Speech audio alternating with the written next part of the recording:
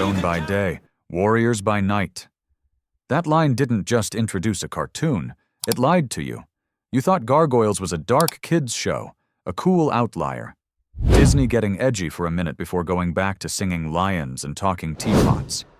That's the version nostalgia hands you because it's comfortable. Here's the truth. Gargoyles was never meant to be comfortable. It was built to unsettle, to linger, to quietly reprogram how a generation understood loyalty power, betrayal, and survival. And it did all of that while hiding inside afternoon television like a smuggled artifact. You didn't just watch Gargoyles, you absorbed it. And once you understand what was actually happening behind the animation cells, the network notes, the voice booth, and the writing room pressure, this show stops feeling nostalgic and starts feeling dangerous. Because Gargoyles wasn't made to entertain children. It was made by adults who were angry, tired, and smarter than the system they were trapped in. You thought you knew this show. You didn't. Gargoyles was written like a tragedy, not a series. This is the foundational secret, the one that makes everything else click. Gargoyles was not structured like a television show. It was structured like a tragedy, not a 3-act story, not episodic comfort food. A tragedy where the ending is baked in from the beginning and every victory just delays the inevitable. From the pilot onward, the show tells you exactly what kind of story this is. A clan betrayed. A leader who trusted the wrong people. A curse that doesn't kill them, but forces them to live with what happened forever. That's not a setup. That's a sentence. Most kids' cartoons promise restoration. Status quo returns. Damage resets. Gargoyles refuses that contract. Every mistake stays. Every loss stacks. Every relationship is shaped by memory instead of convenience. Goliath doesn't get wiser in a linear way. He gets heavier. You can hear it in his voice. See it in how he pauses before decisions. The writers weren't interested in teaching lessons. They were documenting consequences. That approach came straight from classical tragedy, Shakespeare especially. Heroes defined not by strength, but by fatal judgment. Characters trapped between honor and survival. Power that costs more than it gives. That's why the show obsesses over oaths, promises, words spoken once and paid for across seasons. When a gargoyle swears something, the show treats it like a binding spell. Because in tragedy, words matter more than weapons. This wasn't accidental. The writers were intentionally rebelling against the animation model they were stuck inside. They wanted serialized emotional debt in a system designed for disposability.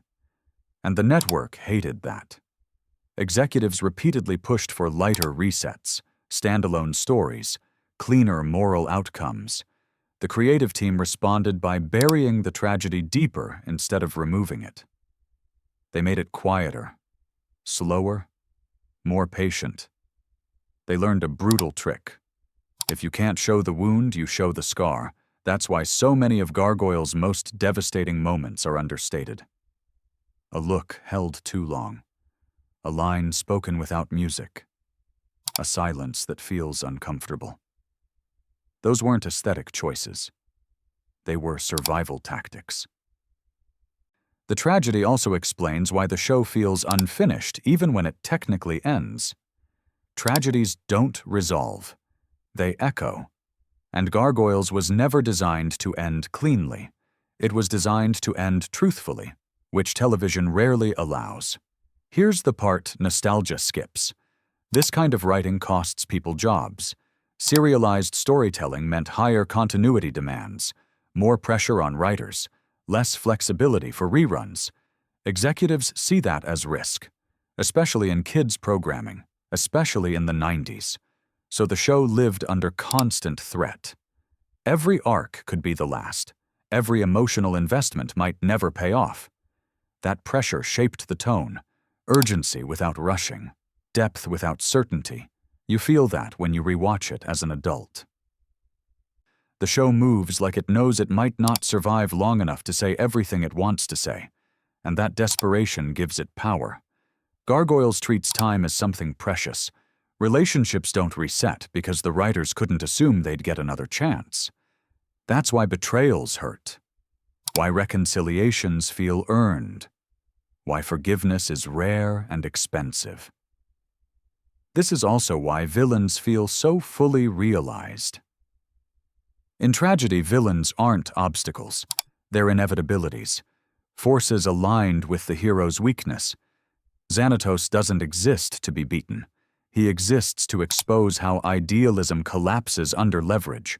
He doesn't need to win every time. He just needs to keep playing longer than you can. That philosophy comes straight from tragic structure. The enemy isn't evil. The enemy is endurance. And that's why Gargoyles still hits harder than most animated series that came after it, because it refuses to comfort you. It assumes you can handle grief, that you can sit with loss, that you can understand that doing the right thing doesn't guarantee survival. That's not a kid's lesson. That's an adult truth disguised as a cartoon. And once you see Gargoyles as a tragedy, everything else makes sense. The tone, the silence, the weight, the way it never talks down to you. You didn't just grow up watching it. It helped teach you how to carry disappointment without becoming cruel. That's not nostalgia, that's legacy. Xanatos was designed to break how you understand villains.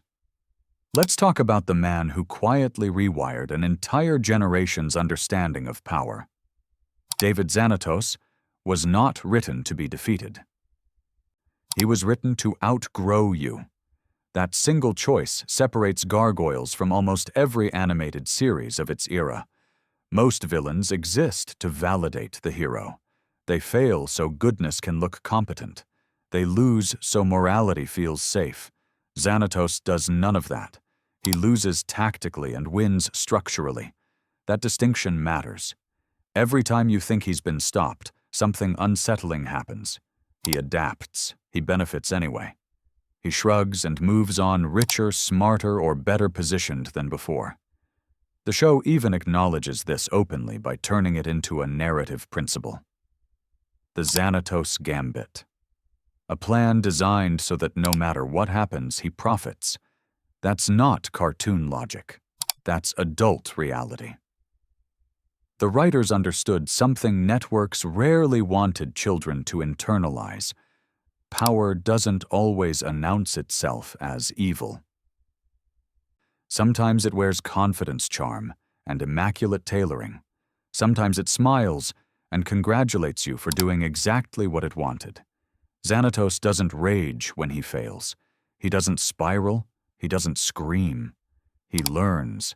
That alone makes him terrifying, because rage is controllable, ego is exploitable, patience is not. This was a deliberate subversion. The creative team wanted a villain who reflected real-world systems instead of fairy tale morality.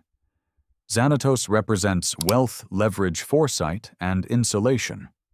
Consequences slide off him because consequences are for people without resources. Here's the uncomfortable part. He's not wrong to play the way he does. The show never punishes him for his intelligence. It never humiliates him to reassure you. Instead, it lets him remain effective even when morally compromised. That forces the audience to sit with a question kids' television almost never asks. What if doing the right thing isn't enough to win? That question haunted the writer's room. It also terrified executives, because it undermines the clean moral economy cartoons depend on. Good actions leading to good outcomes. Bad actions punished swiftly. Gargoyles breaks that contract again and again through Xanatos. He funds monsters. He manipulates ancient magic. He endangers civilians. And yet he remains untouchable. Not because the show endorses him, but because the world does. The writers weren't glamorizing him. They were documenting a truth. Systems reward strategy, not virtue. And here's where it gets darker. Xanatos wasn't just a villain. He was a mirror held up to the audience's future. Many viewers who watched Gargoyles as kids grew up to recognize him instantly in real life. CEOs, politicians, tech moguls, People who never apologize because they never truly lose. That recognition sticks. That's why he feels so modern, so current, so uncomfortably relevant decades later. The writers also made a risky choice. They let Xanatos evolve emotionally. He isn't static. He falls in love. He becomes a father. He reprioritizes. But he never abandons his core strategy. He simply applies it to new values. That's important, because it shows how power doesn't disappear when someone softens. It recalibrates. This layered approach required immense restraint. The easy route would have been to redeem him fully or destroy him spectacularly. Gargoyles does neither. It lets him exist. Complicated, capable, still dangerous. Network Notes pushed back hard against this. Villains were supposed to be clearer, simpler, easier to understand in a single sentence. The writers refused. They buried the complexity in dialogue cadence, in planning sequences, in quiet confidence. Xanatos never monologues because he doesn't need to. He already did the math. That's why kids didn't just dislike him. They respected him. And that respect made his actions more disturbing. You couldn't dismiss him as stupid or insane. You had to confront the possibility that intelligence and morality don't naturally align. This also reframes Goliath's struggle.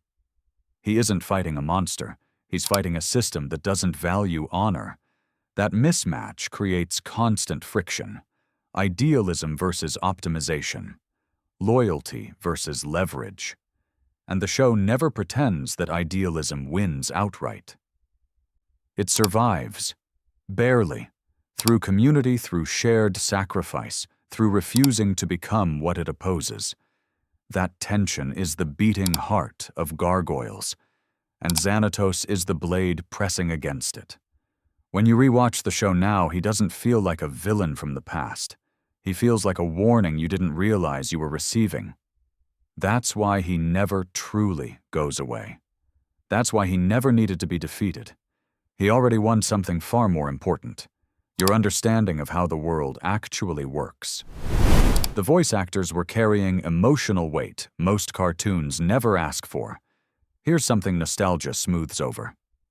Gargoyles didn't sound like other cartoons because it wasn't asking its actors to perform like cartoon actors. It was asking them to perform like stage actors trapped inside animation. That distinction changes everything. Most animated shows of the era prioritized speed and clarity. Hit the joke, sell the action, reset the tone. Gargoyles did the opposite. It demanded restraint, gravity, emotional continuity, and it demanded that from voice actors who were recording alone in booths, often without full context of the scenes. That's brutal. Take Goliath. His voice doesn't just project strength, it carries exhaustion, regret, responsibility. You can hear decades in it. Not backstory decades. Emotional decades. The kind that accumulate when you bury people you were supposed to protect. That performance works because it's not pushing emotion outward. It's holding it back. Most cartoons exaggerate feeling so kids don't miss it. Gargoyles assumes the audience can hear subtext. That means the actors had to underplay constantly. That's harder than shouting, much harder. The cast wasn't just reading lines, they were building long arcs vocally. Goliath's cadence shifts over seasons. His certainty erodes. His pauses grow longer. His authority becomes quieter. That's intentional, and it requires trust from actors who knew those changes might never be fully appreciated in the moment. Then there's the villains. Xanatos never raises his voice because he doesn't need to. Calm becomes menace. Control becomes threat. That kind of performance only works if the actor understands the psychology behind it, not just the script. This wasn't voice acting as accessory. This was voice acting as storytelling engine. Here's the hidden cost. Gargoyles demanded theatrical discipline in an industry that often undervalues it. Voice actors are usually hired for flexibility and speed. Gargoyles asked for emotional precision and continuity across years, with little guarantee of payoff. They had to remember who these characters were becoming, even when the schedule was chaotic and the future uncertain. And the emotional material wasn't light. Loss, betrayal, identity crisis, isolation, guilt that never resolves. These aren't punchlines. These are adult emotional loads. The actors had to return to them session after session without the relief of physical performance or audience feedback. You can hear that weight in the silences, the breaths before lines, the restraint in delivery. Gargoyles uses quiet like a weapon. And quiet only works if the actor trusts it. That trust was risky, because children's television often punishes subtlety. If something doesn't land immediately, it's labeled boring. Gargoyles ignored that fear. And the actors followed. There's also something deeply human happening beneath the surface. Many of the performers came from classical training, theater backgrounds, Shakespeare, stage work where language and breath carry meaning. That sensibility bleeds into the show. It's why monologues don't feel like exposition dumps. They feel like confessions. Why confrontations feel like arguments instead of speeches. Why emotional beats land without musical cues, screaming at you to feel something. This wasn't accidental casting. It was ideological casting. The show believed kids could handle elevated language and emotional complexity if it was delivered honestly. The voice actors were the bridge between that belief and reality. But here's the quiet tragedy. They were doing all this work knowing the system around them didn't fully support it. Ratings pressure, network indecision, scheduling chaos, the constant threat of cancellation. Imagine pouring that much emotional detail into a character knowing the arc might be cut short mid-sentence. That instability leaks into the performances in a strange way, not as sloppiness but as urgency. Like every scene might be the last chance to say something true. That's why so many lines from Gargoyles stick with people decades later. Not because they're quotable, but because they feel lived in. Like something someone said once and never took back. This is also why rewatches hit harder as an adult. You're no longer distracted by action or novelty. You hear the tiredness, the patience, the grief that isn't resolved by the end of the episode. You realize the actors were giving you more than the format required. They were trusting you with emotional nuance long before most animation did. That trust changes how a show ages.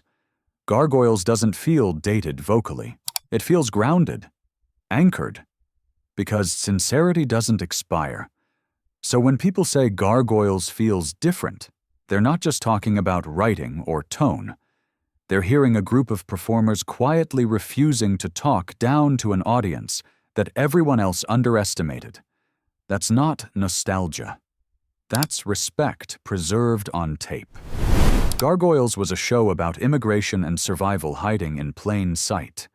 This is the secret that recontextualizes everything. Gargoyles is not primarily a fantasy series. It is an immigration story, a violent displacement, a culture erased, survivors waking up in a world that moved on without them, traditions misunderstood, language out of place, values treated as obsolete, power structures hostile to their existence. That's the real engine of the show. The Gargoyles are not just warriors out of time. They are refugees. They lose their homeland.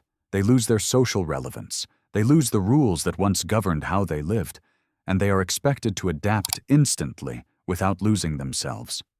That tension drives every major conflict. They are visible but misunderstood, powerful but vulnerable, feared and exploited, romanticized as myths while denied agency as people. They are told to be grateful for survival while mourning everything that gave their lives meaning. That's not metaphor by accident. The writers were deeply aware of what they were doing. They framed the Gargoyles as an ancient culture forced into modernity without consent. Their traditions are treated as inconvenient. Their sense of honor clashes with transactional systems. Their loyalty is exploited by those who understand the world better than they do. Sound familiar? Goliath's greatest struggle is not physical combat, it's cultural translation. He constantly tries to apply old rules to new power structures and pays for it every time. He assumes honor is universal. That promises matter. That authority is earned through protection. The modern world teaches him otherwise. This is why the show spends so much time on adaptation instead of conquest. The Gargoyles don't try to rule the city. They try to survive it. They learn its rhythms, its hypocrisies, its dangers, and they do so while being blamed for problems they didn't create. That framing is devastatingly intentional. Even their stone sleep carries symbolic weight. They are literally frozen during the day, immobilized while the world operates around them, awake only at night when they can exist unseen. That's not just a cool visual. That's marginalization rendered physical. Their power has conditions. Their safety has limits. Their visibility carries risk. The show never lets them fully integrate because that's not how integration works. It's messy, partial, compromised. They retain pieces of their culture while being forced to abandon others. Some adapt better than others. Some harden. Some romanticize the past. Some embrace the future too quickly and lose themselves. These aren't personality quirks. They are survival responses. And the show refuses to present a single correct path. This is also why human allies matter so much. Not as saviors, but as translators, bridges between systems, people willing to meet the Gargoyles halfway instead of demanding assimilation. That's why betrayal hits so hard, because trust across power gaps is always dangerous. Now here's the part that makes this uncomfortable.